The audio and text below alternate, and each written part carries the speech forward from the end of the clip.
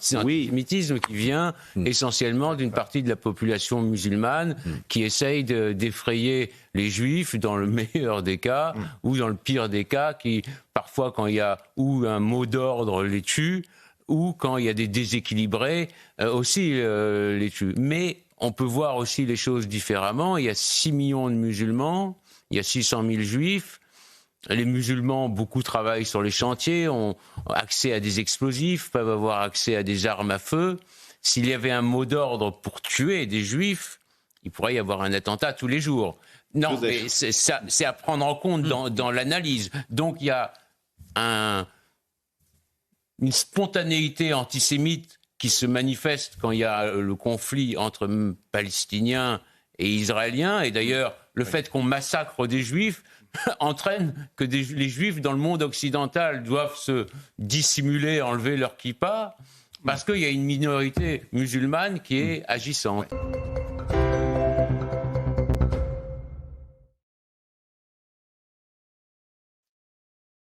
Bonsoir tout le monde, salam alaikum, j'espère que vous allez bien. Content de vous retrouver pour cette chronique hebdomadaire qui a été avancée d'une journée exceptionnellement. Voilà, donc c'était prévu jeudi, mais finalement, on a avancé d'une journée. Voilà. Alors, je tiens à vous préciser que nous avons défini, du moins Monsieur Cohen a défini un sujet sur lequel il voudrait développer un petit peu. Et après, comme d'habitude, nous donnons la parole à des personnes qui voudraient interagir sur le sujet, mais par rapport à la semaine dernière où il y a eu quelques petits soucis, je tenais juste à préciser ce soir qu'il faudrait vraiment être concis et poser vos questions précisément, comme ça, M. Cohen vous répondra en étant le plus précis sur le sujet. Alors, Monsieur Cohen, je crois qu'il a un petit souci de micro. On va attendre un petit peu qu'il se reconnecte. Monsieur Cohen, je ne sais pas si vous m'entendez, mais je vous ai en bas, mais il faut connecter votre micro qui n'est pas connecté. Ah, ça y est. Voilà, les amis, en attendant, comme j'ai dit, comme d'habitude, hein, sur la plateforme TikTok, vous connaissez le principe, on tapote, ça permet de dynamiser, voilà, et on partage en même temps. Et sur les autres plateformes, je vous mets le lien sur le chat pour pouvoir interagir. Voilà, j'accueille Monsieur Cohen. Ok, bonsoir à tous. J'espère que vous allez bien. Bon. Alors, vous avez été déconnecté, je ne sais pas si vous avez vu la petite vidéo que j'ai passée. Oui, bien sûr. Oui. Très bien. Bon, alors voilà, donc ce soir, vous avez décidé de nous parler un petit peu, je pense que Ça veut c'est... dire, Voilà. oui, la connexion entre l'islamophobie et l'attitude pro-sioniste de la France. Restons-en à la France. En fait, c'est parce que j'ai entendu un analyste que je respecte beaucoup et que je suis régulièrement, que je ne citerai pas parce que je ne voudrais pas donner l'impression de le critiquer. C'est juste, je prends prétexte de ses dires pour analyser la situation. Donc, cette personne a dit il y a quelques jours dans une interview qu'il expliquait l'appui de l'Europe et de la France en particulier pour Israël par une islamophobie qui s'est développée depuis une vingtaine d'années, voire depuis 30 ans. Bon. Et moi, ça m'a fait sursauter. Pas sur le fait, c'est que cette islamophobie, elle a été développée expressément par les agents du Mossad, par les Sayani. C'est-à-dire que dès les années 80, on a créé SOS Racisme, on a commencé à parler des quartiers qui échappaient au contrôle, on a commencé à dire à évoquer l'intégration problématique des musulmans. Donc, le Mossad a lancé une campagne, a demandé à ses agents d'influence dans les médias, et d'ailleurs, on voit déjà dès cette époque-là, 80-90, on remet en cause l'intégration des musulmans en France et on développe ce sentiment lorsque Mme Badinter dit j'ai le droit d'être islamophobe. Donc en fait, on a préparé le terrain, on a façonné les esprits de manière à ce que lorsqu'une crise comme celle qu'on vit actuellement arrive, les esprits sont déjà préparés. Donc, ce que je reproche à ce monsieur, c'est de ne pas, comment dire, de dire que l'islamophobie est venue comme si c'était un fait naturel, comme si c'était une inondation ou un tremblement de terre. Non. Et c'est ça ce que je reproche à pas mal d'observateurs, presque à tous les observateurs finalement, à tous les analystes, c'est de ne pas avoir fait le lien entre l'islamophobie naissante qui a pris des proportions extraordinaires avec un plan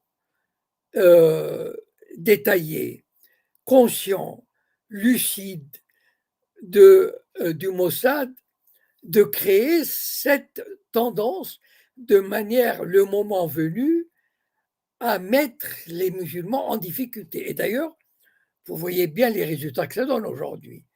Aujourd'hui, c'est fantastique. Enfin, je veux dire, les 2 tiers des Français marchent, ou en tout cas jusqu'à présent, ou une grande partie marchent dans la combine, c'est-à-dire ils ont intégré l'islamophobie, ils ont intégré tous les problèmes soulevés là, par les BHL, les Elisabeth Lévy, les Finkielkraut, etc., etc. Bon.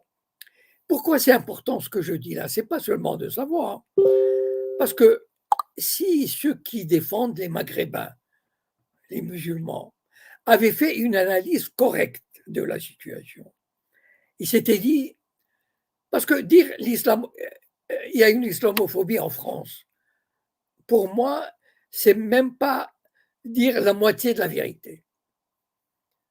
Parce que c'est comme si on disait ah oui, il fait trop chaud, bon, on va attendre l'arrivée de l'hiver. Et non, s'il y a de l'islamophobie, on aurait dû se poser la question d'où vient-elle? Il n'y a aucune raison qu'à partir des années 80, il y ait cette campagne islamophobe. Il n'y a aucune raison. Ce n'est pas une fatalité. Ça a été recherché, ça a été exploité, ça a été fait de manière cynique, de manière répétée jusqu'à obtenir la loi sur le séparatisme, par exemple, la loi sur le voile, l'interdiction des jupes longues, l'expulsion de gens qui tiennent juste des discours qui ne plaisent pas à la communauté, etc. Donc, si on avait fait une analyse lucide et pertinente, on aurait pu se dire, bon, on voit d'où est venu le danger. D'ailleurs, je l'ai dit en 2015 à Marseille, quand j'ai fait la conférence avec Soral. D'accord? J'ai averti les Maghrébins, les musulmans, qu'il y avait une attaque réfléchie, organisée contre eux, et qu'ils n'avaient le choix, de toutes les façons, la guerre leur est déclarée, et qu'ils n'avaient le choix qu'entre résister, se défendre et résister, ou se soumettre et raser les murs. Voilà. Et donc, si on s'était pris à temps à l'époque, eh ben, on ne serait pas arrivé là aujourd'hui, c'est-à-dire on aurait contre-attaqué l'islamophobie qui est manipulée par un certain groupe. Voilà. Et j'ai tenu, et si aujourd'hui on en est là, malheureusement, à ce que les peuples européens en général et le peuple français en particulier penchent à 2 tiers ou 3 quarts en faveur d'Israël, c'est que il y a, et ils ont été, les populations ont été préparées à cela, et les autres n'ont rien fait pour se défendre et pour contre-attaquer. Voilà. Et vous voyez comment l'action du Mossad, c'est une action à très long terme. Dès les années 80, quand ils ont vu que les Maghrébins allaient voulait s'intégrer à la République. C'était la marche des beurs. Pour les plus jeunes, allez vous renseigner. Il n'y avait ni voile, ni religion, ni rien d'autre. Il y avait juste une volonté de s'intégrer dans la République et ses valeurs. Et ça, c'est ça qui a effrayé le lobby et qui a décidé le lobby à arrêter cette intégration. Voilà.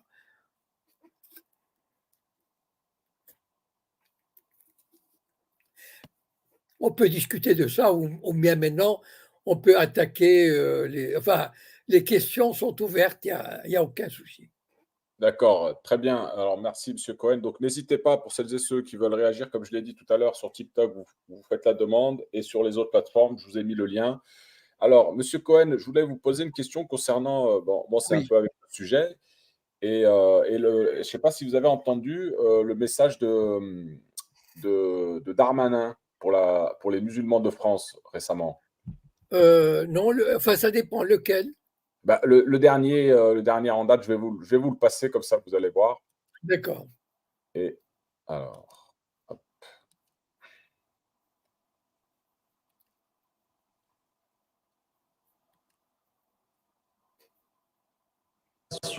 Je conclus aujourd'hui le deuxième forum de l'islam de France au ministère de l'Intérieur. Souhaité par le président de la République, il rassemble toutes les associations, les fédérations musulmanes, celles qui gèrent des lieux de culte, des associations qui sont investies dans la vie de l'islam en France et qui travaillent à organiser le culte en France et à résoudre les problèmes que connaissent nos compatriotes musulmans.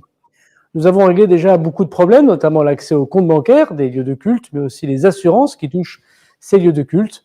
Nous avons beaucoup travaillé, notamment travaillé sur la protection des lieux de culte. Et donc, j'ai eu l'occasion aujourd'hui d'annoncer le doublement de l'enveloppe financière du ministère de l'Intérieur pour protéger les mosquées, pour protéger les lieux de culte musulmans jusqu'à 1 million d'euros. 100% des projets proposés seront financés par l'État pour lutter contre les actes anti-musulmans. Ces actes anti-musulmans, malheureusement, augmentent, plus de 30%, notamment du fait du conflit au Proche-Orient. Et c'est évidemment extrêmement grave pour nos compatriotes musulmans. Et l'État ne peut pas le tolérer. C'est pour ça que nous avons accompagné la création d'une association de protection des lieux de culte musulmans, comme il existe dans d'autres religions, et que nous allons désormais travailler avec elle contre tous les actes anti-musulmans. Et je veux dire d'ailleurs, en remerciant les policiers et les gendarmes, que les réponses pénales sont très importantes, très fermes, et que la police technique et scientifique travaille à retrouver, comme ça a été le cas notamment en Bretagne, ceux qui essayent d'incendier des lieux de culte qui touchent nos compatriotes musulmans. Nous avons aussi aujourd'hui divulgué le fait qu'il y aurait un Conseil national des aumôniers pour les prisons, pour les hôpitaux, pour l'armée. Nous avons également évoqué le statut de l'imam et notamment la formation professionnelle qui touche les imams français, puisque nous avons mis fin, vous le savez, depuis quelques semaines déjà, à l'action des imams détachés, c'est-à-dire payés par des États étrangers. Et pour que ces imams soient entièrement payés par les mosquées françaises, avec un argent désormais que nous connaissons et qui est transparent, connu par l'État français, nous devons aussi garantir aux ministres du culte, aux imams musulmans, une protection sociale, des diplômes qui assurent qu'ils parlent français, qu'ils sont insérés dans la société française, mais surtout pour qu'ils soient bien rémunérés, correctement rémunérés, ce qui n'est pas le cas pour tous les imams aujourd'hui. Le travail que nous menons avec nos compatriotes musulmans est un travail important pour structurer la deuxième religion en France. Je veux, à quelques jours du mois de Ramadan, leur souhaiter évidemment les meilleurs travaux possibles pour organiser partout sur le territoire national au niveau départemental, en lien avec les préfets, la vie de l'islam en France, mais aussi souhaiter à tous les croyants un bon mois de Ramadan et leur dire à quel point l'État français compte sur eux. Voilà, Monsieur Cohen. Alors, qu'est-ce que vous pouvez nous dire si malheureusement, et il y aura beaucoup de musulmans, de maghrébins qui vont marcher, eh ben, ils vont se laisser avoir. Voilà. Fondamentalement, structurellement, viscéralement, le gouvernement, l'establishment français est anti-musulman. Voilà. Viscéralement. Voilà. Aujourd'hui, bon, après avoir pris des mesures anti-musulmanes, expulsé des gens qui n'ont absolument rien fait, surveiller les... Vous savez, je vais citer un site musulman, donc on ne peut pas me reprocher. qui s'appelle Mizan TV. Bon, donc, c'est vraiment. Donc, il y a quelques jours, j'ai regardé une vidéo et la personne a dit que les imams vivent sous la terreur, sont terrorisés à l'idée de dire un mot de trop, un mot de travers. Voilà à quoi sont soumis les musulmans. Ils sont sous surveillance, ils sont terrorisés parce que le ministère de l'Intérieur a des informateurs dans toutes les mosquées qui répètent les mots et le moindre mot de travers, imaginez la terreur de ces gens qui n'osent même pas dire le mot Palestine. Voilà où on en arrive dans ce pays. Et malheureusement, les Maghrébins en portent une large responsabilité parce qu'ils se couchent. La majorité d'entre eux se couchent. Et le discours de Darmanin, c'est juste pour caresser le petit chien qui obéit et à qui on dit, bon, allez, on va vous donner un petit sucre. Voilà. Vous savez, j'ai publié aujourd'hui sur ma chaîne Telegram. Je vous invite à y aller, ou VK, et il y a une comparaison entre le nombre des écoles privées juives et le nombre des écoles privées musulmanes. Il y a 10 ou 20 fois ou 30 fois pour une population de 600 000 juifs. Il y a, je ne sais pas combien, il y a 30 fois plus d'écoles qui reçoivent 30 fois plus de subventions. Il y avait 2 lycées privés musulmans, dont un était fermé. Un lycée d'excellence, le lycée Avicenne de Lille. Donc, là, malheureusement, la communauté musulmane, elle est devenue une communauté de second ordre. Elle est surveillée, elle est humiliée, elle est contrôlée. Et malheureusement, enfin, je dois dire malheureusement, nous sommes dans un état de droit et les Maghrébins se couchent. Bon, je ne vais pas je ne vais pas ouvrir ce débat, mais ce qu'a dit Darmanin, c'est juste du bullshit, de la propagande pour faire croire, mais fondamentalement, le système français, il est anti-musulman. Voilà. Alors, on en a vu la démonstration tout récemment avec l'expulsion de l'imam de Bagnols-sur-Cèze. Bien sûr. Voilà. Mais enfin, cet imam, il a eu des mots il y a 10 ans, il y a 15 ans. Enfin, je veux dire, même s'il avait violé, il y aurait eu prescription. D'accord? S'il avait commis un délit, il y aurait eu prescription. Or, des mots, et malheureusement, la majorité des Maghrébins se sont tus. Voilà. Et alors qu'il est né en France, qu'il a des enfants français, on le prive de sa famille. Mais enfin, je veux dire, mais comment des Maghrébins peuvent accepter ça? Vous savez, je vais vous dire, dans la dialectique, il y a le maître et l'esclave. Sans l'esclave, il n'y a pas de maître. Voilà. Et bien, puisqu'il y a. Et le maître n'existe, le maître, vous voyez de qui je veux parler, n'existe que parce que l'esclave joue son rôle. Et joue très bien son rôle. Je félicite la majorité de Maghrébins de jouer le rôle d'esclave.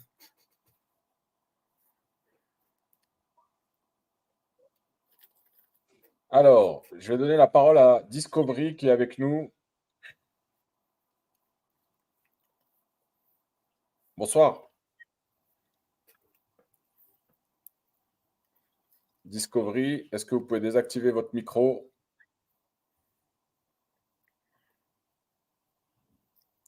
Non.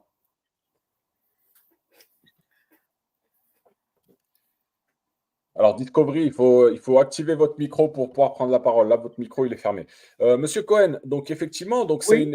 on a vu donc cette démonstration-là tout récemment, et c'est un signal fort pour la communauté musulmane et tous les imams de France. Pardon? Je dis c'est un signal fort Oui. pour la communauté musulmane et Oui. pour les imams de France. Oui, bon, c'est-à-dire, il veut, comment dire, normaliser les imams. Il veut même, je crois avoir entendu, il veut que les imams fassent leur prêche en français. Bon, Exactement.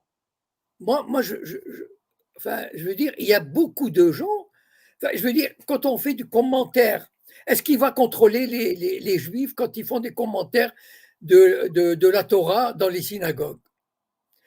c'est ça, voilà, le problème, c'est la non-réaction, malheureusement, des. Voilà, bon. Voilà, je crois que j'ai dit ce que j'avais à dire là-dessus. Bon, voilà, s'il y a d'autres Alors, questions, peut-être. oui, oui, alors je crois que Discovery s'est reconnecté. Est-ce que vous Oui, pouvez mais le non, micro, le micro. le micro, il est coupé. Est-ce que vous pouvez désactiver votre micro? Oui, bon, Voilà. Pardon, c'est moi qui l'ai fermé. oui, bonjour. Bonsoir. Bonjour. Oui, bonjour. Bonsoir, Monsieur Cohen. Bonsoir tout le Bonsoir. monde. Alors, l'analyse que vous donnez, j'y adhère totalement. Quand vous voyez comment les musulmans qui aujourd'hui sont un petit peu sur le banc de l'histoire, ont été traînés depuis quelques décennies, euh, comment le sionisme a gagné, donc à coup de réflexion et de stratégie qui durent depuis maintenant presque, je dirais, certains diront quelques siècles, 2, 3 siècles, depuis la naissance du sionisme, un petit peu avant, après, enfin. Le sujet sur lequel il faut mettre le doigt, c'est que ceux qui ont pensé ce système qui a abouti à la création de l'État d'Israël et puis ont su barrer la route à tous ceux qui s'y ont opposés, même par les pires meurtres, et se sont appuyés sur les leviers aussi. Alors, excusez-moi, Discovery, il faudrait Je crois être que un j'avais petit une peu question. concis et si vous avez une question, posez-la parce qu'on n'a pas 2 heures devant nous et essayez d'être concis pour que Monsieur Cohen puisse vous répondre. Et d'ailleurs, derrière, je vais monter quelqu'un, donc s'il te plaît, merci. Non, moi, la problématique aujourd'hui, c'est que ceux qui, si on veut se protéger de tout cela et remettre tout le monde dans son droit humain, historique, etc., c'est de sortir des carcans de l'obscurantisme, de la. Alors, merci Merci Discovery. beaucoup. Si tu n'as pas de questions, je vais devoir te redescendre, je suis désolé. Donc voilà, je vous précise, les intervenants, quand vous venez, je vous donne la parole, il faut être concis et il faut poser votre question à Monsieur Cohen. On n'est pas là pour échanger avec Monsieur Cohen pendant des heures ou développer ou donner votre avis. Posez votre question, Monsieur Cohen répondra et voilà. Merci Discovery. Je vais donc faire venir quelqu'un que vous connaissez très bien, Monsieur Cohen, et qui Oui. va certainement réagir sur ce que vous avez dit jusqu'à présent. Et peut-être que ça vous fera plaisir aussi de l'avoir, cette personne. Je fais monter donc avec nous Farida Ah, Belboul. salut. Bonsoir Farida. Bonsoir Jacob, bonsoir à tous. Salam alaikum Wahri. Moi, je suis ravie d'accueillir, je tiens à le dire, je ne l'ai pas dit tout de suite parce que je voulais lui laisser la place. Je tiens à dire que je suis ravie d'accueillir toutes les semaines Jacob Cohen parce que c'est l'un des rares bonhommes aujourd'hui qui possède ce qu'il faut, même si nous n'avons pas la même spiritualité à laquelle personnellement je suis très attachée parce que j'y vois une issue à nos problèmes. Je sais que pour Jacob, ce n'est pas du tout comme ça que les choses se présentent. Chacun, finalement, voit midi à sa porte. Mais je dois dire que dans les constats qu'il fait, le récit qui est le sien, des événements auxquels nous sommes confrontés depuis, je ne sais pas moi, on va reprendre la date qui a été la sienne dans ce live, les années 80, tout est vrai. Ce qu'il dit est vrai.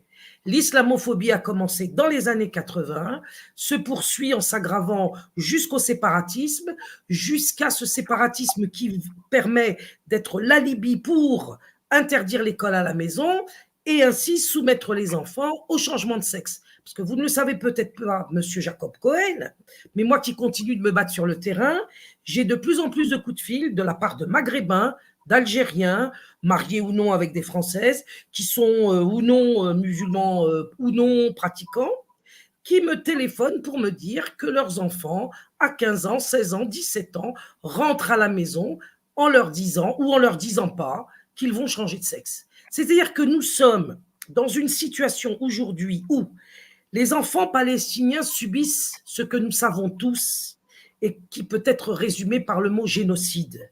Mais je voudrais aussi vous dire que les enfants musulmans, et au-delà même tous les enfants en France, et les musulmans sont particulièrement ciblés, subissent aussi une tentative de génocide invisible, silencieuse, avec les fonds de l'État. Et ça s'appelle la destruction de l'identité intègre de l'enfance. C'est-à-dire que nous avons aujourd'hui des jeunes filles qui veulent, sous camisole chimique, devenir soi-disant des hommes, alors que le changement de sexe est absolument évidemment impossible, parce que c'est un mensonge, et on sait aussi d'où vient ce mensonge. Et les garçons sont prêts à, quand on fait des gorges chaudes sur la circoncision, de la part de ces gens-là, eh bien, vous avez ceux qui veulent se châtrer définitivement. Donc, nous sommes dans un véritable génocide également, qui prend son rythme de croisière, qui est financé de façon rédhibitoire dans le dos des parents. J'ai eu récemment un témoignage où une fille se fait appeler à l'école par le nom d'un garçon. Elle s'est rebaptisée par le nom d'un garçon. Tout le monde à l'école l'appelle par ce nom de garçon. Les parents n'ont jamais été prévenus. Et lorsque la maman l'a découvert, elle s'est retrouvée devant un personnel de l'éducation nationale de la même façon que des Palestiniens se retrouvent devant l'armée sioniste israélienne. C'est-à-dire le mépris, l'humiliation, la dénégation, la violence, les menaces. Donc aujourd'hui, je pense que des hommes comme Jacob Cohen sont extrêmement précieux.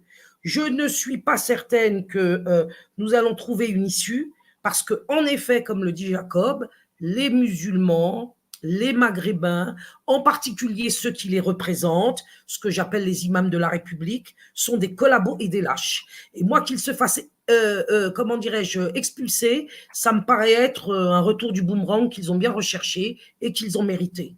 Moi, j'appelle les musulmans à se lever, au sens noble du terme, c'est-à-dire à se réveiller.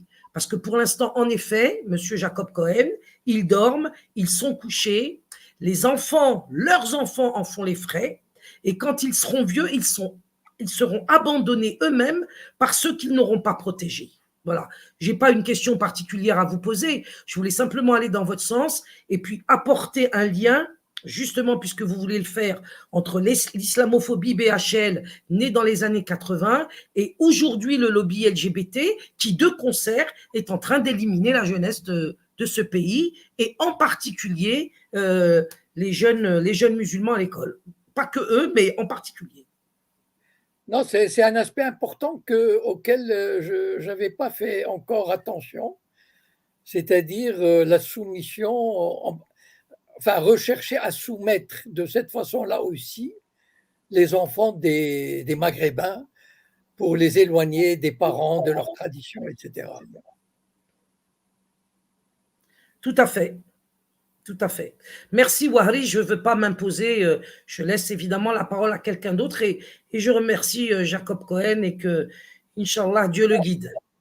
Avec plaisir. Merci. Au revoir. Bonsoir. Merci à toi, Farida. Que Dieu nous guide tous d'ailleurs. Amin. Voilà, monsieur Cohen, bon, ben, c'était une surprise, c'était pas prévu du tout, hein? Moi non plus. Oui, non, mais par rapport à. Moi, je suis en contact En fait, tout à l'heure, avec Farida, mais vous ne l'avez pas eu en contact depuis un moment, il me semble.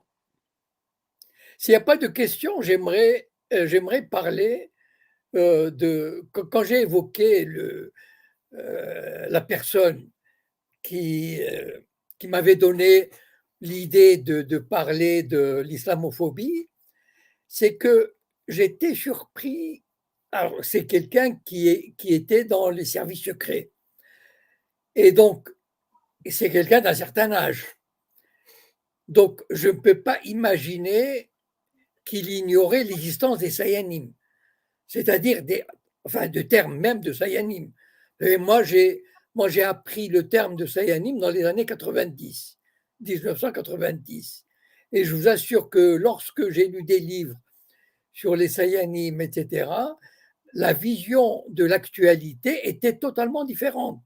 Par exemple, en 2002, j'étais encore franc-maçon, et quand j'ai vu la création d'une loge, l'Étoile de la Paix, par les Juifs sionistes au sein du Grand Orient de France, je me suis dit, voilà le travail des Sayanim.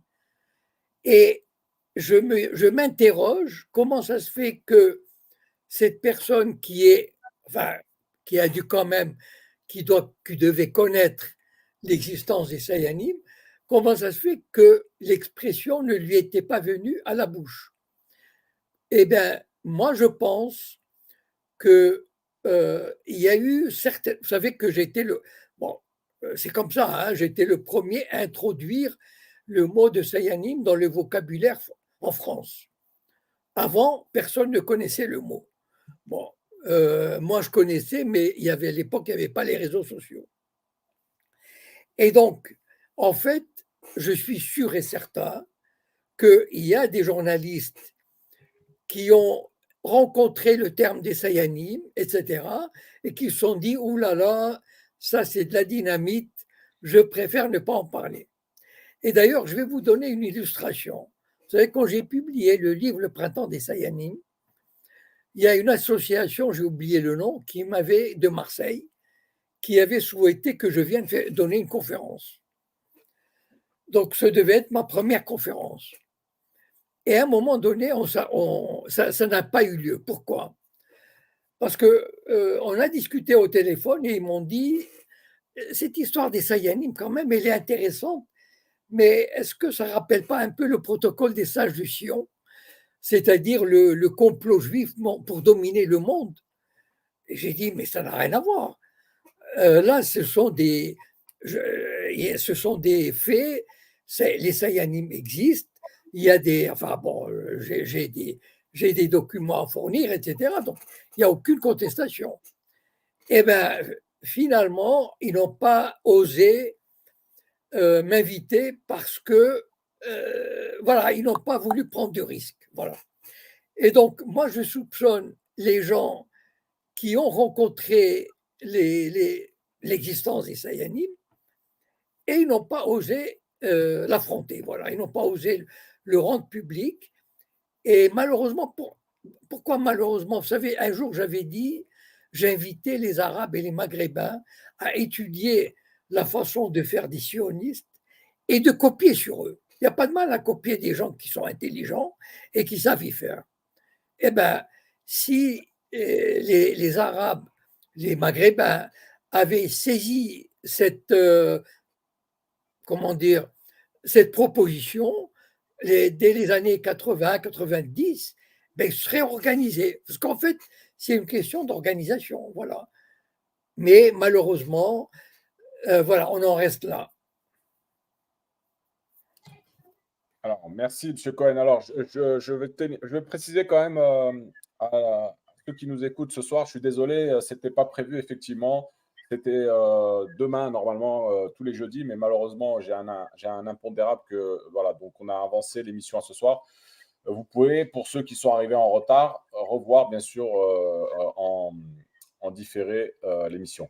Alors, Monsieur Cohen, on va peut-être parler d'un autre sujet que vous avez pu voir aussi dernièrement sur l'actualité, c'est donc la déclaration d'Emmanuel Macron récemment concernant le conflit Russie-Ukraine et la possibilité d'une intervention militaire ou pas. Voilà. Qu'est-ce que vous pouvez nous dire à ce sujet? Est-ce que notre très cher président a pété un plomb? Est-ce que tout va bien? Bon, c'est difficile à dire. C'est-à-dire, soit il a été téléguidé pour lancer cette petite bombe, pour voir un peu comment on va réagir. Mais apparemment, moi, je ne partage pas cette opinion qui est développée par pas mal de gens, peut-être pour le dédouaner. je pense que c'est quelqu'un qui se croit investi d'une mission, qui se croit très intelligent, qui se croit, alors qu'il y a 2 ans, il voulait tout faire pour paraître celui qui allait négocier avec Poutine. Il est allé le voir, etc. Et là, il fait tout l'inverse, c'est-à-dire, il veut se montrer le plus belliqueux, celui le plus généreux, celui qui veut envoyer des troupes, alors que manifestement, il n'en a pas les moyens. Et puis, l'échec total. Enfin, je veux dire, même les Allemands, vous savez, j'ai publié un truc du Frankfurter Allgemeine Zeitung, ils se sont foutus de sa gueule. L'article disait Ah, Macron, ah, Macron, ah, Macron, c'est quoi encore vous savez qu'à un moment donné, en Ukraine, on avait inventé le verbe macroniser ou macronade, quelque chose comme ça, voilà. C'est-à-dire le mec qui ne sait pas sur quel pied danser. Un jour il dit oui, un jour il dit non. Et malheureusement, enfin, voilà, quand on est un peu nationaliste, quand on aime son pays, c'est terrible de voir,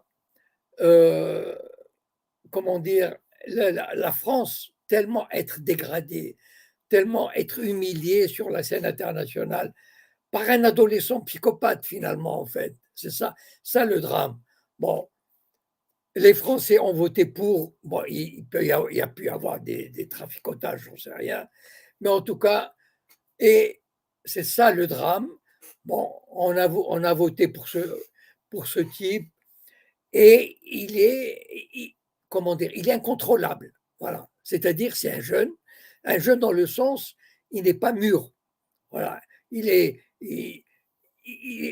comme un enfant gâté qui n'admet pas de réplique, qui veut toujours avoir raison, qui ne sait pas quelle ligne adopter. Et finalement, bon, moi, je ne crois pas, enfin, personnellement, voilà, c'est une intuition, je ne crois pas qu'il fera le pas qu'il faille pour risquer une guerre. Parce que je crois que ben, c'est ça qui est incroyable, c'est que pendant 2 ans, la Russie a montré, et de plus en plus d'ailleurs, c'est ça le truc, c'est que ils ont tout essayé jusqu'à présent et ils ont vu que ça ne marchait pas. Militairement parlant, sur tous les plans, la Russie écrase, mais vraiment le camp occidental, le camp otanesque. Bon. Et il voit pas, à moins de perdre la face de manière terrible. Enfin, vous imaginez les leaders occidentaux venir dire allez, on va négocier, c'est pas possible. Ils perdront la face. Donc, ils essayent par tous les moyens de tenir. Et Poutine, intelligemment, machiavéliquement, cyniquement, il est en train d'avancer petit à petit. Donc, il laisse, comment dire, il fait en sorte que l'Europe s'enfonce encore dans la crise économique, sociale, énergétique. Et il laisse entrevoir, à mon avis, c'est ça le jeu de Poutine, il laisse entrevoir que finalement, l'Ukraine pourrait réagir, si on lui donnait un peu plus, etc. Donc, il ne veut pas vraiment donner le coup fatal. Et petit à petit, il laisse le camp occidental croire que peut-être. Et puis finalement, je crois qu'aucun pays occidental n'oserait se lancer dans l'aventure. Réellement. D'abord parce que l'OTAN, ils n'ont même pas de munitions. Et encore, la Russie n'a pas sorti ses armes supersoniques ou hypersoniques que l'Occident ne possède pas. Et puis, l'Occident voit le monde entier, enfin, le Sud, les 3/4 du monde, voilà, se mettre du côté de la Russie. Et donc, moi, je pense que la réaction de Macron est la réaction de l'enfant à qui on a enlevé un jouet. Voilà. L'enfant gâté à qui on a cassé un jouet. Voilà. C'est-à-dire, Macron voit que toutes ces tentatives vont à l'échec. Le peuple gronde. Moi, j'habite à Paris, par exemple. Je vais vous donner un exemple. Mais il y a une ligne, la ligne 1 du métro, qui est une ligne automatisée, qui n'a pas de conducteur. Elle a été rénovée, elle est moderne. Enfin, en 2 semaines, il y a eu 2 journées, enfin presque, là, ce matin, par exemple, pendant plusieurs heures, la ligne a été fermée pour un incident technique. Il y a 12 jours à peu près, la ligne a été fermée en partie à cause d'un incident technique. Il y a vraiment, mais aujourd'hui, le pays, il va à volo en termes d'énergie, en termes de médecine, en termes de transport. Enfin, c'est juste incroyable comment le pays est en train de dégringoler. Et il y a une élite qui n'est même pas consciente, qui vit ailleurs. Vous savez, je vais vous rappeler cette anecdote. J'invite les auditeurs qui peut-être qui veulent me suivre de me suivre sur Telegram ou VK parce que c'est là où je poste mes posts les plus quotidiennement. Voilà, je ne fais pas sur Facebook, etc. Et donc il y avait cette ministre macroniste qui avait dit il y a quelques jours, vous savez, j'ai attendu 4 semaines la nomination par Macron. Et cette attente de 4 semaines m'a fait penser à l'attente des gens qui sont atteints d'un cancer et qui attendent le verdict du médecin. Pendant 4 semaines, ils ne savent pas ce que le médecin va leur dire. Est-ce que vous imaginez, je veux dire, le décalage?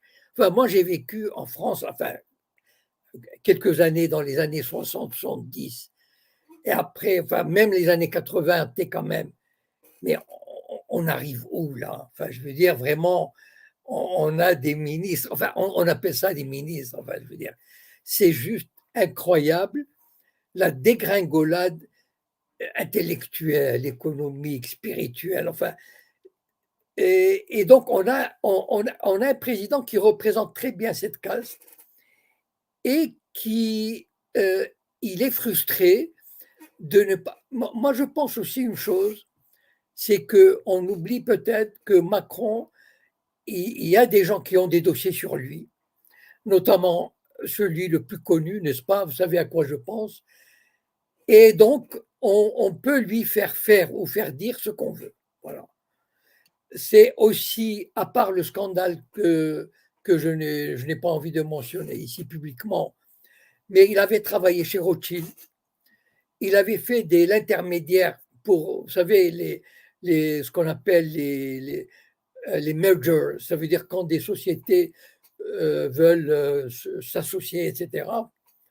Et on gagne beaucoup d'argent. Ça veut dire quand on fait l'intermédiaire, on gagne. Moi, j'ai lu à peu près qu'il a dû gagner un minimum de 15 à 20 millions d'euros. Bon.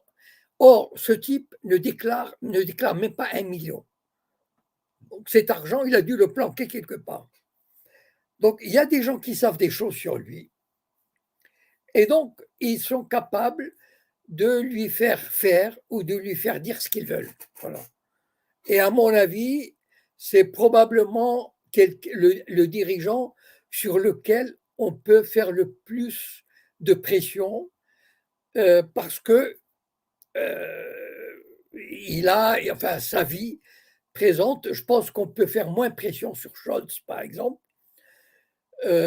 alors que Macron, il y a une possibilité que des gens fassent pression, aient des dossiers sur lui. Et donc, on peut lui faire dire, voilà, on lui dit, écoute, il faut que tu dis ceci, il faut que tu dis cela. Et le mec est obligé de se lancer. Oui, alors, monsieur Cohen, c'est quand même dingue parce qu'il prend, en plus de prendre en otage la population française, il prend la communauté européenne avec lui en otage dans ses déclarations. Alors, vous avez parlé de Poutine qui a pris ça cyniquement, tout ça, mais quand même, à l'avenir, la relation Oui. du futur président qui arrivera derrière Macron, quelle relation aura-t-il avec la diplomatie russe? Comment ça se passera? Bon, de toutes les façons, l'Occident, enfin en tout cas l'Europe a totalement perdu sa crédibilité vis-à-vis de la Russie. C'est-à-dire que même s'il y a dans un an et demi, 2 ans, il y a une solution en Ukraine, je ne sais pas laquelle, mais en tout cas, s'il y a une solution, que ce soit la coréenne ou que ce soit une débâcle totale de l'Ukraine, etc., je pense que Poutine, il en a suffisamment vu de l'Europe actuelle, les trahisons, les fausses promesses, les paroles non tenues.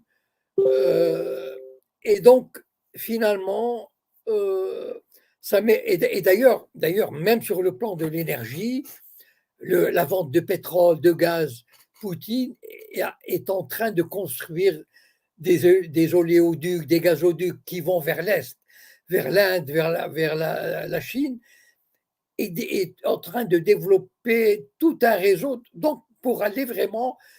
Et donc, avec l'Europe, c'est quasiment la fin. Ça veut dire que ça prendra presque une génération avant que la Russie et l'Europe puissent se rabibocher vraiment. Voilà. Il ne faut pas oublier une chose, c'est que les Européens sont allés très loin. Je veux dire, ils ont interdit Tchaïkovski, enfin, ils ont interdit des philosophes, des écrivains russes. Ils sont vraiment allés, ils ont pris des mesures de dénigrement, et même des citoyens qui avaient un nom russe, on leur a fermé les comptes en banque.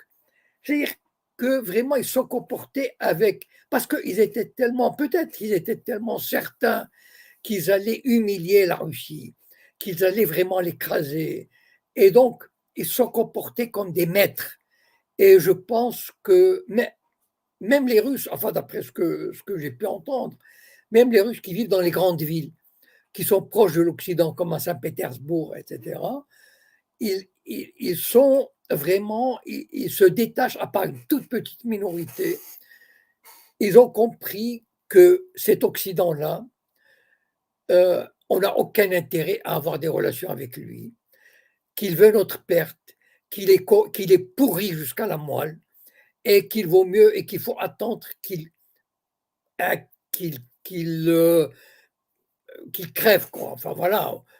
Et malheureusement, c'est un peu ce qui attend, parce que je ne vois pas qu'est-ce qui va sauver l'Europe. Les États-Unis s'en tirent très bien. Merci pour eux.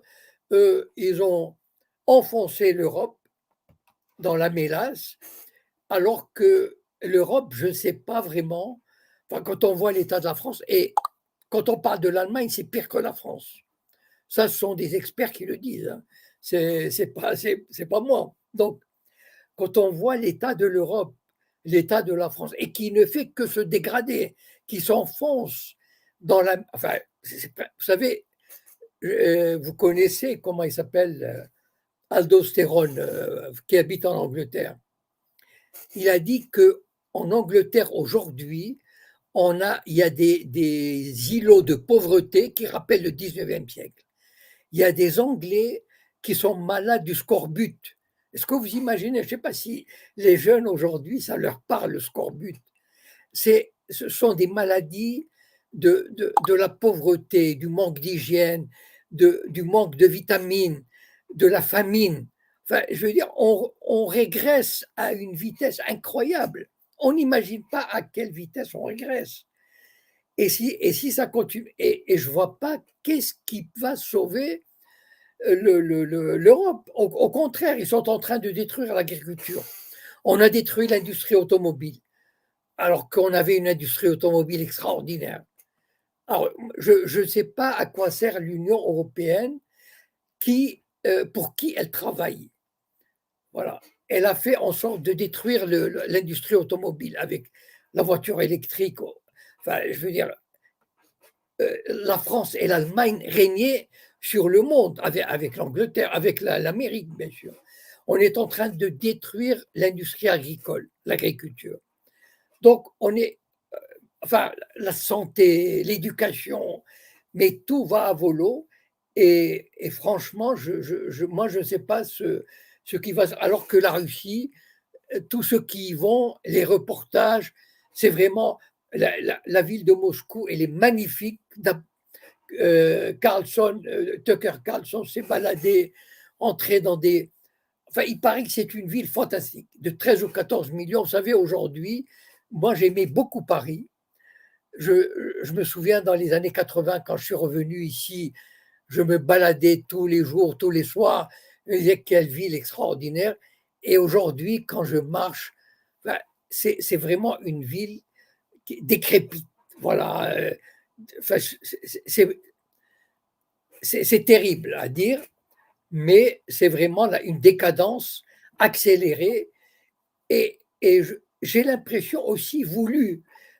Et je ne sais pas pourquoi les dirigeants acceptent cette. Je ne sais pas qu'ils obéissent pour accepter de disparaître ou acceptent de s'effacer. Moi, franchement, j'arrive pas à trouver une explication à ça.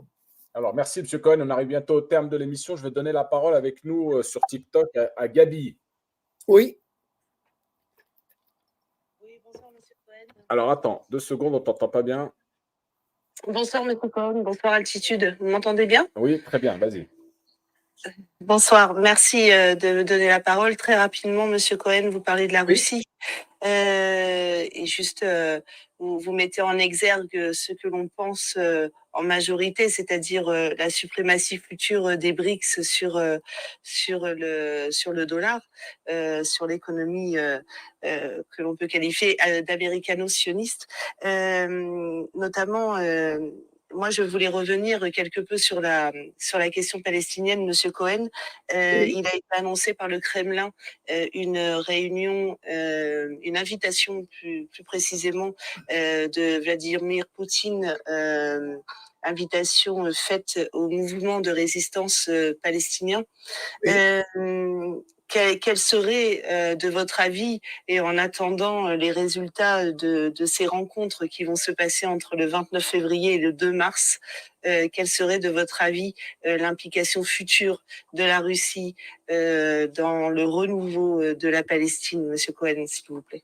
Alors, la Russie, elle ne peut pas faire grand-chose dans ce domaine, malheureusement. Pourquoi? Parce que vous savez, la Russie a eu jusqu'à il y a quelques mois des relations très lucides avec Israël. C'est-à-dire, la Russie admettait qu'Israël est une puissance régionale incontournable et qu'il fallait compter avec pour avoir sa place en Syrie, et donc à chercher toujours un modus vivendi avec Israël. Il ne faut pas oublier une chose, c'est que Israël bombarde la Syrie régulièrement depuis des années, 1 à 2 fois par semaine. Ok, Israël dit qu'il bombarde les forces iraniennes ou les forces du Hezbollah, ou les convois d'armement à destination d'eux, etc. Mais c'est pas vrai. Enfin, je veux dire, parfois, ils bombardent aussi des sites syriens. Or, la Russie n'a jamais donné à la Syrie les fusées S-400 capables de contrer les attaques israéliennes. Donc, si vous voulez, il y a une espèce de forces qui se reconnaissent assez puissantes et donc se respectent et trouvent un arrangement, voilà, pour ne pas avoir à combattre, enfin, à avoir un conflit armé ou un conflit, disons, ouvert, que ce soit sur le plan économique, etc. Et aussi, Netanyahou avait des relations personnelles avec Poutine qui étaient assez confiante et régulière. Bon. Avec la situation actuelle, vous aurez remarqué que ni la Russie ni la Chine, enfin, on fait des déclarations, bien sûr, ont tenté de faire bouger le Conseil de sécurité dans un certain sens, mais sans aller au-delà. Parce que, bon, ben, elles n'ont pas de pouvoir d'action concrète. C'est-à-dire, je les vois mal prendre, par exemple, c'est pas leur habitude de prendre des sanctions économiques. Mais il est possible que les pays des BRICS, c'est-à-dire la Russie et la Chine, pourront à l'avenir, mais de manière progressive, comme la Russie et la Chine font avec les États-Unis. Ça veut dire l'abandon du dollar, le changement d'orientation des réseaux économiques, financiers. Petit à petit, prendre ses distances avec Israël. Quant à la réunion que Poutine veut organiser, ou il a organisé, je ne sais plus, je suis désolé de ne pas savoir, mais il voulait organiser, ou il a organisé une réunion de toutes les tendances palestiniennes, de toutes les organisations palestiniennes, le Hamas, le Fatah, le FPLP, etc. Bon, c'est, comment dire, à mon avis, je ne crois pas à une issue positive. Parce que ce n'est pas la première fois c'est-à-dire qu'Israël a fait en sorte que le Hamas et le Fatah ne s'entendent jamais. Voilà. C'est-à-dire que on les empêche de s'entendre et Israël fait en sorte que les forces du Fatah qui sont à Ramallah, parce que ce n'est pas dans l'intérêt d'Israël qu'il y ait une force commune. Et donc Israël a réussi aussi, entre autres, à diviser le mouvement palestinien en deux parties irréconciliables. Voilà. Et le Fatah, quand je dis le Fatah, ça veut dire la machine politique, administrative qui se trouve à Ramallah, elle a trop de privilèges, elle est trop impopulaire pour organiser des élections, et donc elle est assise sur un capital financier, économique, politique important, avec l'illusion qu'il va y avoir un État palestinien dont elle aura la direction. Et donc, elle n'a pas intérêt à s'allier avec le Hamas. Au contraire, elle voudrait que le Hamas disparaisse. Elle ne le dira pas officiellement. Mais disons que le Fatah est tellement corrompu impliqué dans la collaboration avec Israël qu'on n'imagine pas une réelle entente avec le Hamas. Voilà. Et donc, malheureusement, même si la réunion a lieu ou si elle a eu lieu, je pense que c'est un coup d'épée dans l'eau. Voilà, c'est juste symbolique, mais qui n'aura pas de portée pratique. Alors, merci, M. Cohen. Bon. On va conclure. Merci, M. Cohen. Ouais. Merci à toi. Avant de conclure, on va juste donner des news quand même. Donc, il y a eu un communiqué aujourd'hui du Hamas qui a donc annoncé pas loin de 30 000 morts depuis le 7 octobre, 29 954 personnes tuées dans la bande de Gaza et 70 325 blessés. Alors, moi, la question que je pose aujourd'hui, M. Cohen, on a vu l'émir du Qatar arriver là, à Paris tout récemment, reçu à l'Élysée en grande pompe. Oui. Est-ce qu'il n'y a pas une contradiction un petit peu du gouvernement français là, qui reçoit donc l'émir du Qatar, alors qu'on sait que les dirigeants du Hamas sont domiciliés, on va dire, au Qatar? Au contraire, ça facilite les choses. Non, ça facilite les choses. Ça veut dire qu'on est content d'avoir des gens, des Qataris, qui ont des liens avec le Hamas. Comme ça, le Hamas, il est, je ne peux pas dire contrôlable, mais on peut avoir des liens, des canaux de communication quand on aura besoin, etc. Donc, au contraire. D'ailleurs, Israël a toujours facilité l'arrivée des Qataris qui venaient avec des valises pleines de millions de dollars et ils allaient à Gaza les distribuer jusqu'au 7 octobre. Donc, ce n'est pas contradictoire. C'est-à-dire, il y a un ennemi, d'accord, mais il est bon de savoir que avec la bénédiction de l'Occident, le Qatar sert d'intermédiaire. Voilà, et qu'on sache à qui on a affaire, à quoi s'en tenir, et quand il faut négocier, etc. C'est pas du tout contradictoire à mon avis. Voilà. D'accord. Et dernière question, est-ce que vous pensez qu'il y aura une trêve pour le Ramadan? Moi, je parie toujours qu'il y aura une trêve avant le Ramadan. Voilà. Donc, je prends l'engagement, je sais pas, mais disons, je joue ma crédibilité là-dessus. Ok. Si je me trompe, je m'en excuserai, mais je suis convaincu, enfin, c'est mon intuition, qu'il y aura une trêve avant le Ramadan. Voilà. Merci, M. Cohen. Je vous libère. On avait dit 1 heure. Bonne soirée à vous. On se donne rendez-vous la semaine prochaine. Avec plaisir. Bonsoir à tous. Voilà, les amis, on va clôturer l'émission sur les plateformes. Juste, je voulais dire un petit mot quand même pour celles et ceux qui nous suivent. Des nouvelles de Nabila Kilani que j'ai eues tout récemment. Elle se porte bien, on va dire, alhamdoulilah, elle est encore en vie aujourd'hui. Voilà, donc n'hésitez pas pour celles et ceux qui veulent participer, faire un geste. Il y a un lien en description de la vidéo. On participe et toutes les donations iront directement vers elle. Voilà, et un autre mot concernant la grande marche contre la pédocriminalité. Je vous rappelle que vendredi, Farid DMS2BA arrive à Lyon. Et il y aura une manifestation sur place Bellecour pour les Lyonnais. Si vous êtes à côté, n'hésitez pas. Voilà, il faut apporter de la force à sa démarche à Farid. Voilà, excellente soirée à vous et je vous donne rendez-vous pour ma part la semaine prochaine, jeudi prochain avec M. Cohen. Sinon, tous les jours, vous pouvez suivre bien sûr Farid pour la grande marche. Voilà. Salam alaikum à tous. Bonne soirée.